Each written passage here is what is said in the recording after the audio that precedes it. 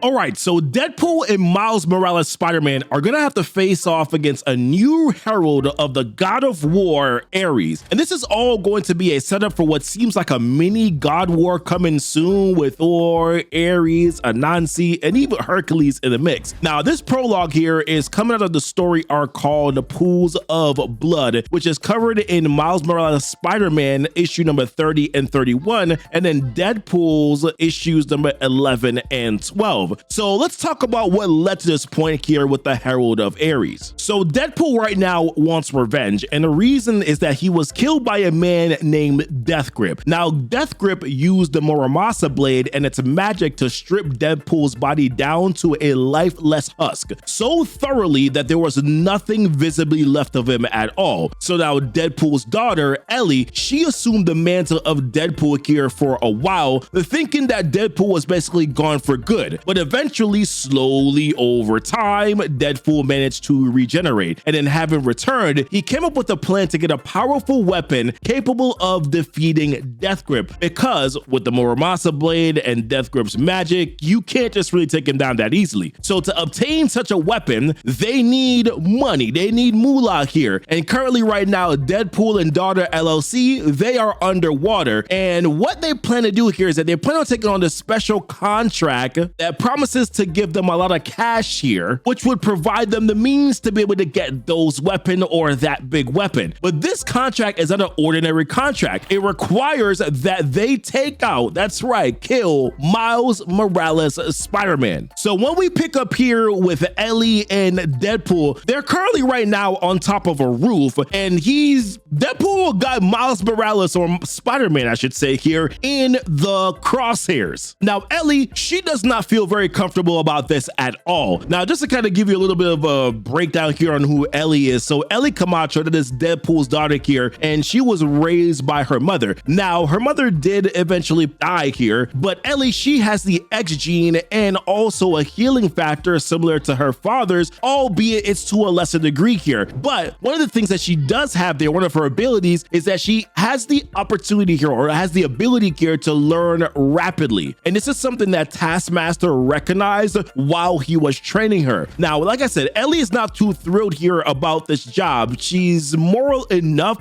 to question assassinating someone like Miles Morales Spider-Man. Now, at one point here, Deadpool zeroes in on Spider-Man for a sniper shot, but Ellie pushes the gun away before he can even pull the trigger. And Deadpool tries to explain, he's like, listen, like, they cannot afford right now to take the high road, but in trying to be a better father, he tries to like sit her down so that she can basically express her part and express how she feels. But then this father-daughter moment gets interrupted by the people who gave Deadpool the contract in the first place. And basically they're questioning him. They're like, listen, why did you even take this job in the first place if you didn't even have the stomach for it? Now, these three people that pop up here, the one in the middle is the main one. Her name is Julia Gao. Now, she used to work for the NYPD back when the Anti-Vigilante Act was active, thanks of course to Wilson Fisk. Now, she was a part of the Cape Killers, which is very pretty self-explanatory, right? And during the gang war storyline, after the act was repealed, she met with Mayor Luke Cage about disbanding the Cape Killers, which pissed her off. So long story short here, she hates Miles Morales, blaming him for the collapse of the Cape Killers and seeing him as the poster child for why the Anti-Vigilante Act was repealed in the first place. So that's basically why she's currently a villain right now, and she's contracted Deadpool and Ellie to kill Miles Morales. But like I said, she did not come alone here. On the left side, we got Midas, and then on the right side, we got Output, and we'll learn why they're called that a little bit later on. Now, Output hates the fact that they're doing security detail here and wants the job of being able to take out Miles Morales himself, while Midas prefers to be working behind the scenes rather than in the spotlight, especially when you take out a guy like freaking Miles Morales, right? So Julia is talking to Deadpool, and she's like, listen, I talked to Taskmaster, and he told me that you guys need money, and how you guys are basically kind of gearing up here for this big bad that you want to be able to kill, hence the needing of the funds, the large amount of funds here to be able to buy those guns. So Julia says, she's like, listen, there is a new benefactor that I have right now with access to all kinds of weapons of war, and if Deadpool completes this operation, maybe her team can sweeten the deal for him. So she's like, like, hey, kind of try to egg him on to do this job here. Now, Deadpool suspects, of course, and this is way too good to be true, right? But he says, listen, as long as Ellie is cool with it, then I'll go along with this brigade or whatever it is that we want to do here. So Ellie, she kind of begrudgingly agrees, so they proceed on. So that brings us here to Deadpool having Spider-Man in his crosshairs again. Now, Spider-Man is distracted here because he's currently on the phone. And even though Spider-Man should, like his Spider-Sense should warn him here, Deadpool believes that he's found a way to be able to bypass that. Basically, what he says is that through the thwips, that's when you pull the trigger. So he pulls the trigger here, catching Spider-Man in the shoulder and then knocking him out of the sky. And listen, the poor guy just hits at every single angle of the building on the way down. So then Ellie and Deadpool, right, they zip line down to go finish the kill, right? But when they reach to him, they notice something weird about this Spider-Man. Deadpool's like, whoa, like he looks a little bit different here. Maybe this dude's been changing up his lifting routine. And then Ellie is wondering if Julia gave them like a special bullet or something because they can see his shoulder bubbling up. And that's when Ellie realizes that this is not Spider-Man at all, especially when the guy mutters, don't take back the lab, or don't take back to the lab. Now, for context here, for those who are not caught up, this right here is not Miles Morales. It is Shift. It is a clone here of Miles Morales. Now, he was originally a failed clone until Miles' sister, baby sister here, sneezed on him, which somehow stabilized his biology. Listen, that's a long story within itself as well. But the key point here is that he's currently pretending to be Miles Morales and doing the crime fighting and the Spider-Man in here around the city. Now, the reason why he's doing this is because Miles Morales originally had some problems here after the Blood Hunt event because he got bit by Blade, who is technically Varney. Once again, that's a long story. We did cover that here on the channel, so if you're curious, you can go check that out. But Miles had vampirism, right? So he needed that to be cured. So T'Challa was looking to help him out. T'Challa gave Miles a new suit, but then also brought him to Wakanda as well to see Boz so that he could be healed from the vampirism, which left someone needing to cover for Miles, right? So what happened is that Shift was pretending to be Miles this entire time while Miles Morales, the real Miles Morales, was out there in Wakanda. So when we go back to this here, we can see Shift's shoulder. It is bubbling up because Shift has the ability here to alter his density. So he has Miles' powers, but then like a little bit more, but like he has lesser of Miles' powers. You can kind of get the point there. But while they're here trying to figure some stuff out, what's going on is that Julia calls them and is basically asking them whether or not they've completed or finished the job. But Deadpool is basically stalling while Ellie is trying to like patch up Shift's wounds here. So then Deadpool later on comes over here and we're thinking, okay, maybe he has a plan for what exactly they're gonna do. His plan is, okay, we'll just patch him up right here. We'll move him somewhere else and then we'll finish the job in private before a guy realizes the truth. And Ellie's like, dude, there has to be some other way to be able to deal with this. This has already gone too far within itself. So then Deadpool shrugs it off. He's like, listen, we got to get paid for the job here. Plus, it's not even the real Spider-Man anyways. Now, Ellie's like, this is not even moral. Like, why we even do this? And Deadpool kind of comes to his senses here and decides that, okay, the best thing that we can do here is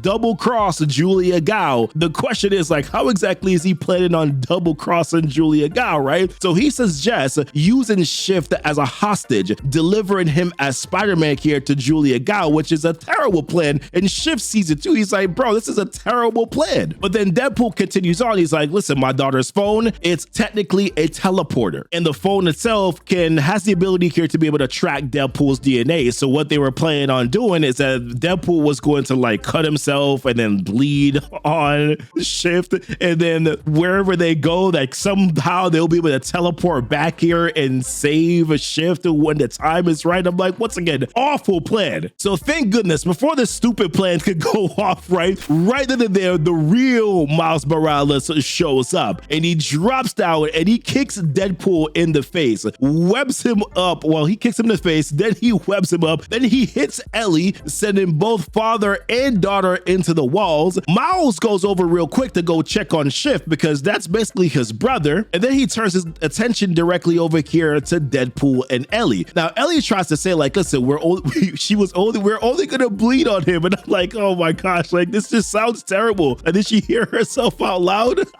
This is crazy. But of course, Miles is like, listen, I don't trust you, right? So then Deadpool tries to charge after Miles again, but then Miles easily dodges, webs up his sword, and then hits Deadpool with an elbow literally right to the neck. Also to mention, of course, like I said, Miles' suit is vibranium, and those webs are basically vibranium webs too, and basically slams Ellie and Deadpool again. So eventually, right, like Ellie and Deadpool, after getting their behinds whooped over and over and over again by going one-on-one after Miles, they finally decide to team up, right? So this time, they both charge after Miles Morales. Deadpool distracts Miles by trying to attack him with the sword, which then gives Ellie the upper hand because she's able to knee him directly in the face. And then Ellie kind of starts to mock him. She's like, listen, I guess your moves ain't so special after all, right? So then Miles is like, okay, I'm betting that Taskmaster showed you some of my old stuff. It's a time I show you something a bit newer. And then in that moment, that's when Miles pulls out this Venom sword, and I'm like, you about to whoop their ass. So then Miles continues. He's like, listen, I'm really gonna need y'all to explain to me what happened here. And then he says, honestly though, I ain't sure it'll save you this walk down. And I have to put this in here because Deadpool responds back. He's like, a power sword? This crossover is finally paying off. And I'm like, oh man, typical Deadpool. So Deadpool goes in, charges after Miles, and then they had this little like sword on sword face off. I'm like, we've seen this type of thing so many times in movies, right? But before the fight could continue here, we get a little bit of a flashback to see what happened from Miles Morales' perspective before Shift got shot. So Miles, he was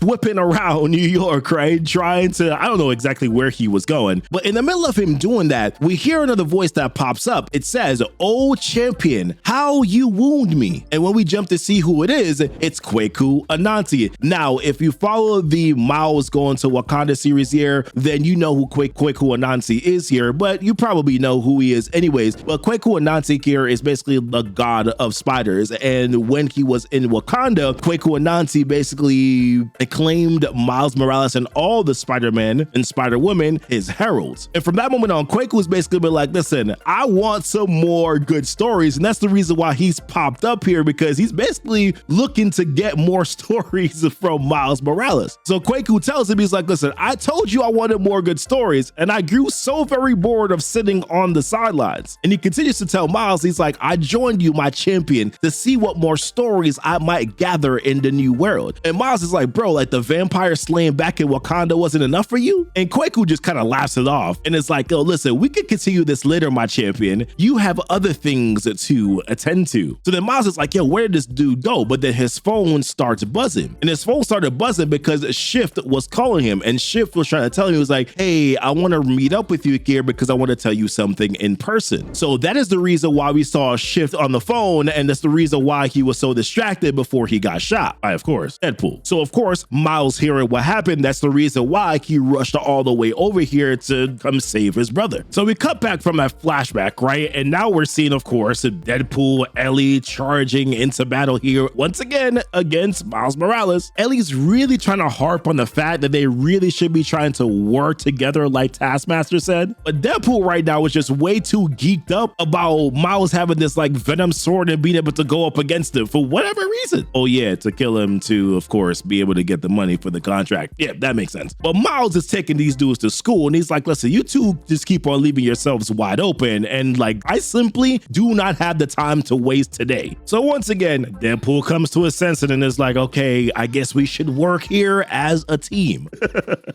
So he goes, he throws a sword here at Miles. Miles blocks it. But basically this was a major look type of thing, right? Because here comes Ellie with a knee straight to the dome. And once again, because Miles was distracted, or at least a Spider-Man was distracted, that spider sense did not work quite the way it was supposed to. So Ellie hits him again with a daredevil kick. And Miles is realizing that even though she's small, that she is quick and her form is perfect. And even through his vibranium suit, it feels like this dude was hit by a sledgehammer. And Miles is trying to get himself up off the ground here to try to collect himself. And you can see Kweku Anansi is like, behind you, my champion.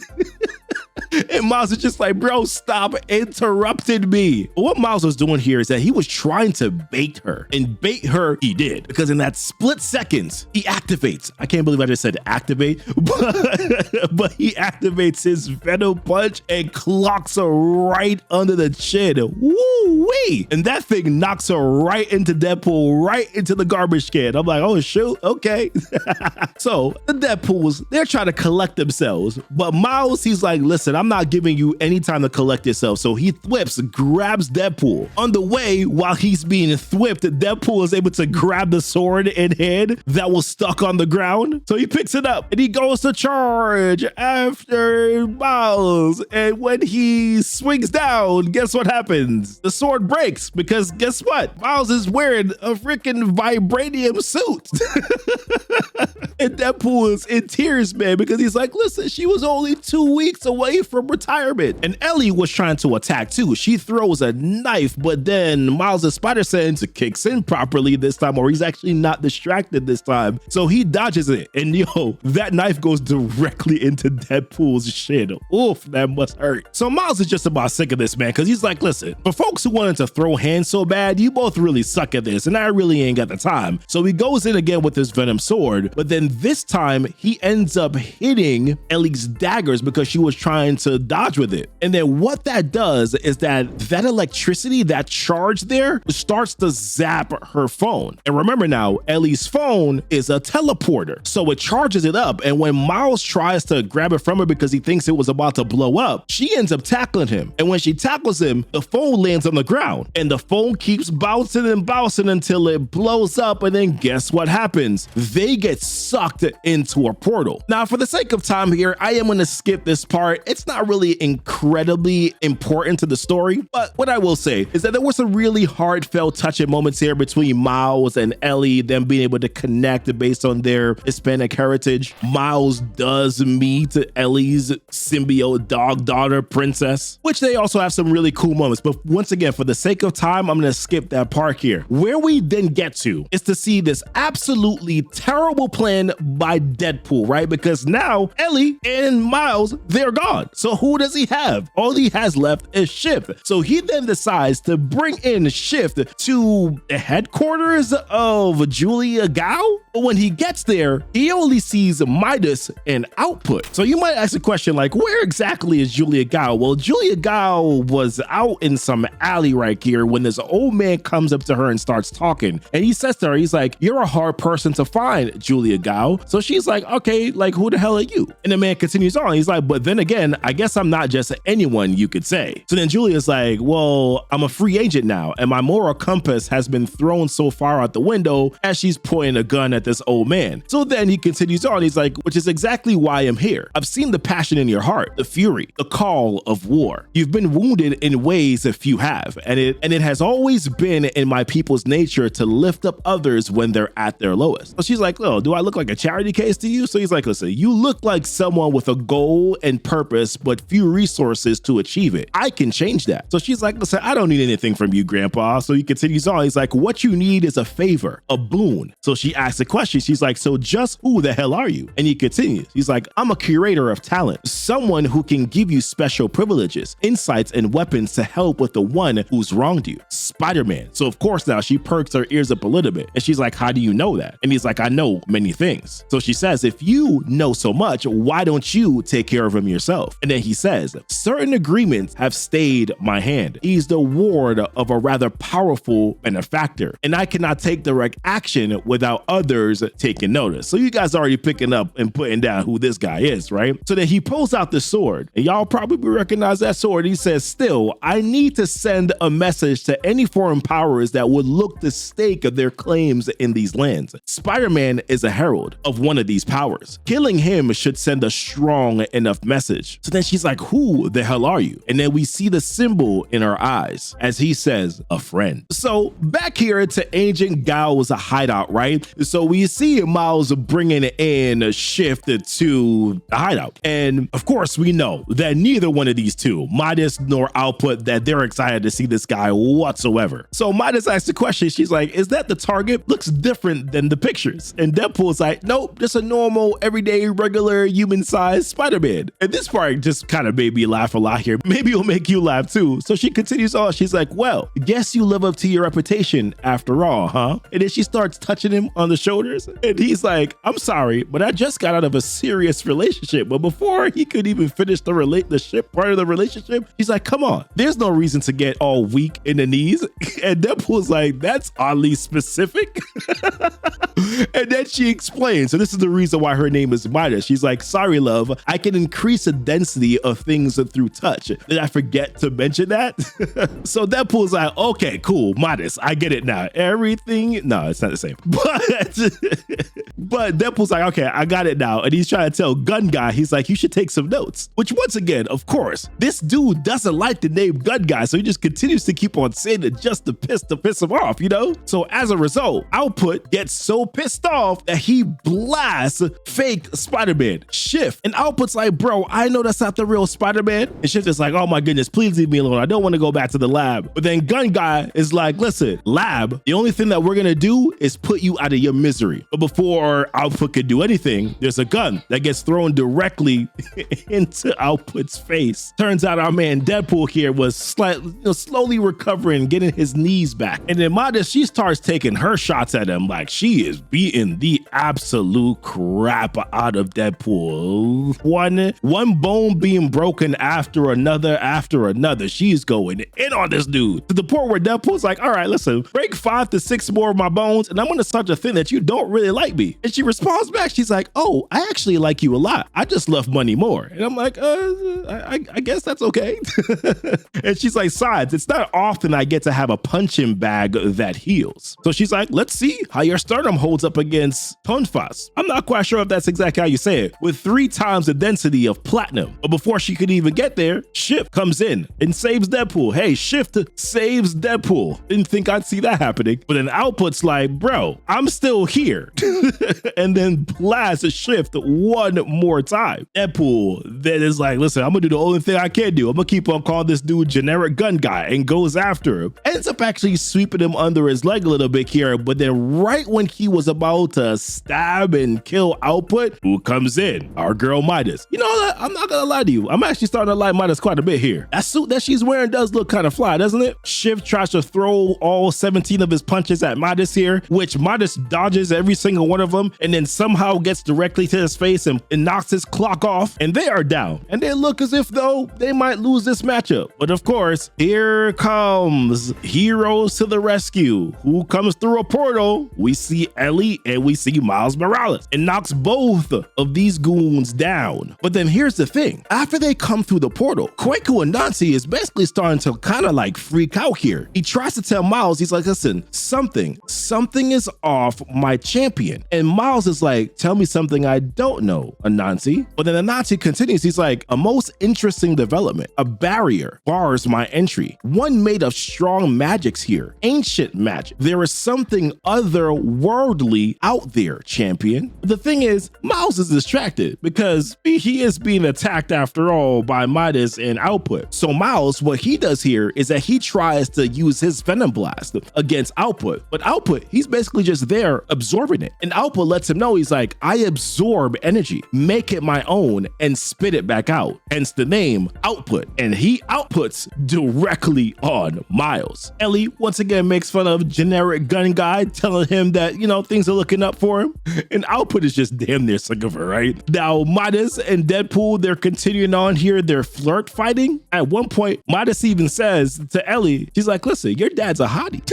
And Deadpool's like, it just feels good to be seen, as he gets absolutely smacked in the face. But then here comes Shift to save the day with his big ultra mega punch here. Look at how damn big his arms are. My goodness. And then while Deadpool's all disappointed because he was like, listen, I was having a very touching moment here with Midas, Ellie comes in and gives Midas a Shang-Chi kick that knocks her behind way across the room. Output, man, things aren't looking up for him after all, because his left arm gets chopped off by Deadpool. And he tries to use his right hand, but then he gets whipped in the face by Miles. And then Ellie and Miles finish him off as well, knocking him through a building wall. I really hope that Julia Gao Gao had insurance. And after this, they start to go through their little victory speeches here. Deadpool, Ellie, Miles, Shift said maybe 2 or 3 things. Midas and Output are like, this is not over. But then Quaiko and Nancy pops up again, and he's like, tread lightly, Spider-Man. And Miles is like, yeah, I get you. Hold up, did you just call me Spider-Man? You never call me that unless it's something serious. And then Anansi continues, he's like, the presence I mentioned earlier approaches. And he continues on, he's like, but I was wrong, my champion. It's not just otherworldly, it's off the old world. So Miles is like, yeah, what do you mean? And that's when Miles's spider sense starts to go off. And Anansi says, godly. And the thing is, both Deadpools can feel something off too. And when they try to turn to look to see what it is, we see this massive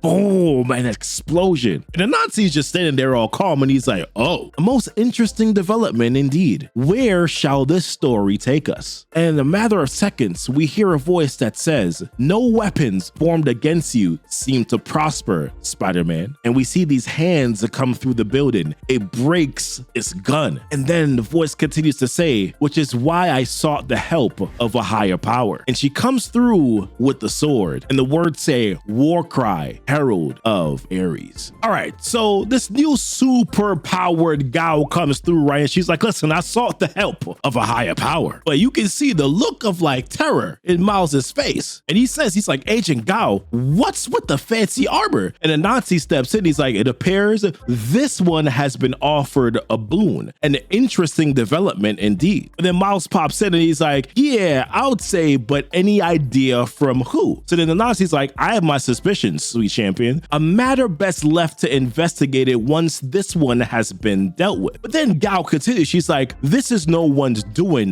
but yours, Spider-Man. After you took the Cape Killers from me, I wasn't left with much, just left this burning hatred and desire to see you put in place. I was at my lowest. But then he provided, offered me something no one else could, true power. And then she like levitates the sword. It looks like she levitated, right? And then she like sends it after them. And then she continues, she's like, all he demanded in return was your head. And listen, Shift and Miles, they're barely got out of the way. And Miles, he's never seen anything like this, especially at close range. And he's not sure whether or not his new suit would even be able to handle something like this. And then she continues on, she's like, a benefactor with the mutual goal of killing you. How could I say no? Now, as it pertains to Deadpool, he's like, oh shoot, a weapon like that? See, that's the type of weapon I could use to kill Death Grip. So he's like, oh, let me charge on in here. And Gao's like, ooh, I almost forgot about you, Wilson. Let's see if death works on you a second time. And the Nazi's like, yo, Spider-Man, stop that damn fool.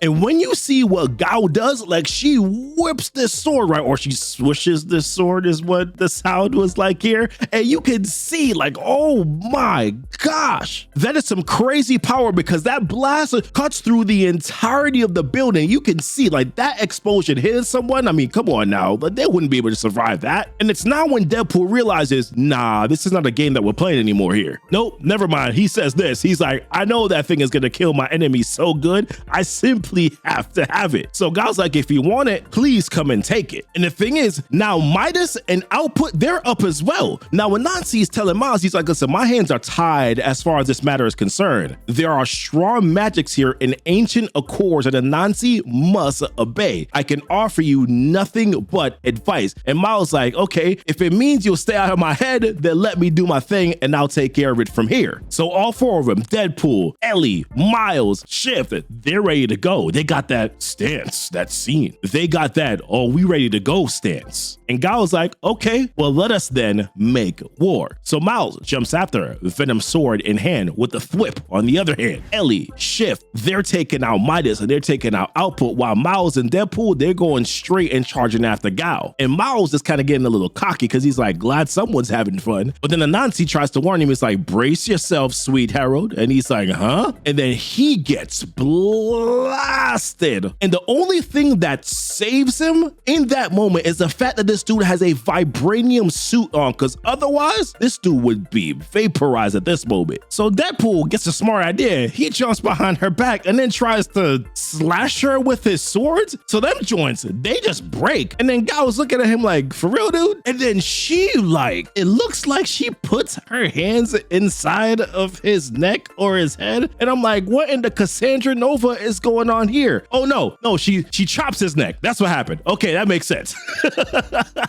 So his neck breaks, and now he has to heal from that. And then Miles, venomed out now, is like a cop walks into a bar, and Gao is trying to attack him, but she keeps on missing until he gets right to her shoulder and grabs it. Or does he grab it and then he punches her? But either way, he punches her right under the chin. And listen, he draws blood. And it's a vibranium suit too at the same time, right? And then Deadpool comes in and finishes it off. It gets right under her neck, and you can see, woo, she choking bad now. And I'm like, they actually knocked her down. So Midas and Output, they're trying to make a decision. They're like, oh, hey, do we help out Moneybags that's over there on the ground? Output is like, listen, she'll be fine. But the thing about these two, listen, the team wasn't done with him either. Ellie jumps on Output's back, stabs him real good at the same time. Midas is trying to throw her, listen, I don't know what those things are called, man, right at Ellie's face, but that doesn't work either because guess who comes in? Shift, and he catches it. And then he freaks Midas out because she tries to touch him, right, to use her powers. But the thing about Shift is that, nah, that don't really work on him. And then he starts to protrude all these arms, and then look at the look on her face when she sees his faces. Listen, I can't truthfully explain this, but I would be scared too if I were Midas, you understand me? And Shift just takes her down. Ellie takes down Output with an RKO. That's too good. And that pretty much ends the threat here of Output and Midas. But listen, Agent Gao, she was still out there, right? And she gets up all mad. She's like, useless. All of you are useless. And Deadpool starts mocking her. He's like, see, this is what happens when you don't have strong leadership skills. Take it from me. I'm one of the worst bosses I know. And I'm like, at least this man's out here spitting pure facts, okay? So Deadpool, of course, and Miles now, they're on the attack. Gao was trying to do the same moves that she was doing before. I'm like, that's not gonna work, fam. Deadpool gets under her, sweeps her legs. Miles then grabs her up top with his webs, that's what I meant, and then grabs her and swings her around. And then both Shift and Ellie finish it off, knocking her helmet off and everything. I'm like, this has got to be an embarrassing moment here for Gao. And then the next thing that happens here is that Miles and Deadpool, they team up together and they power punch Gao, knocking her down for one last time. Bam! And you know what? I got to give some respect to Gao here because she comes back. She's like, hey, what in the hell makes you think this is over? This was just the first spear thrust, kid. And Miles responds back. He's like, you talking real hard for someone with that many bruises. And then she says, this is only the beginning. And it looks like she does a thunderclap, but then she just disappears. Now, in the aftermath of this here, we see Deadpool. He finally gets the weapon that he needs. They say their goodbyes to Deadpool and Ellie. Now, Shift and Deadpool, they kind of make up a little bit here. They teleport back to Deadpool and daughter LLC. We see Taskmaster sitting there in the background. Miles and Shift,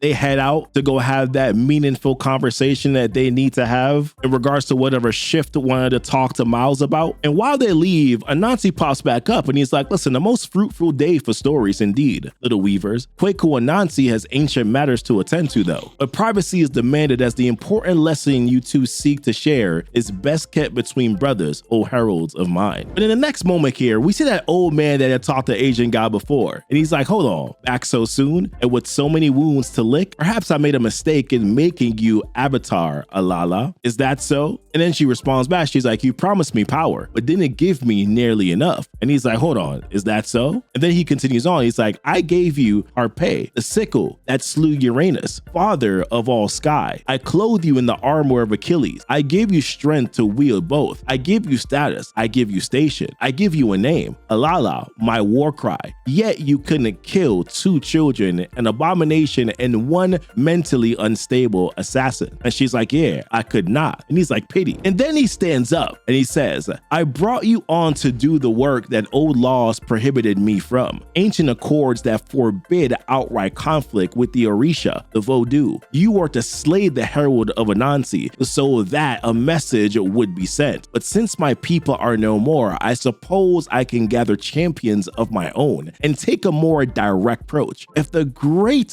weaver wishes to gather stories from the new world, then let Ares, god of war, be the one to provide them. Now, before we end this, we go back over to Brooklyn many hours later, and here's where we see the hand of Thor, the god of thunder, and he picks up this thing and says, an adornment most foul. And as he continues to examine it, realizing that it has ancient magics, we see Anansi pop up again, and he's like, hey, you are a long way from Asgard, and Kwaku Anansi thanks you for answering his call, brother Thor. And Thor continues, he's like, I could say the same of thee, Orisha, though siblings we may be in our divinity. The Odin son warns thee to tread lightly, trickster. And he's like, nah man, I'm a storyteller. And he says, I know well the ways of the storyteller, gods and goddesses, spider, those who plot and scheme under the guise of lessons learned, but give no thought to the lives you entangle with your antics. Your meddling in the new world would have dire consequences, as will the ancient grudges you hold with Olympus, as evidenced by this. And Kwaku responds back, he's like, surely even the Odin son must know I played no part in this declaration. And Thor responds back, he's like, your very presence is declaration. And he continues, he's like, for this is not hammerwork of asbestos, tinged with the malice of Ares. I know well the history you two share. So Anansi continues, he's like, I came not seeking conflict, brother. The Vodou Olympian non-aggression pact still remains intact. Besides, war has always been more the way of your people, Thunderer. I come merely to teach lessons to one of Anansi's heralds. And then Thor is like, a herald who just happens to be in direct conflict with an avatar of your oldest enemy, curious spider. So Anansi continues, he's like, even more curious is that so many of our kind operate in the new world freely, yet the moment Anansi sets foot, Skyfathers, one and all, clutch their pearl. And Thor continues on, he's like, because others of our ilk know well the chaos such appearances of the great weaver bring. So then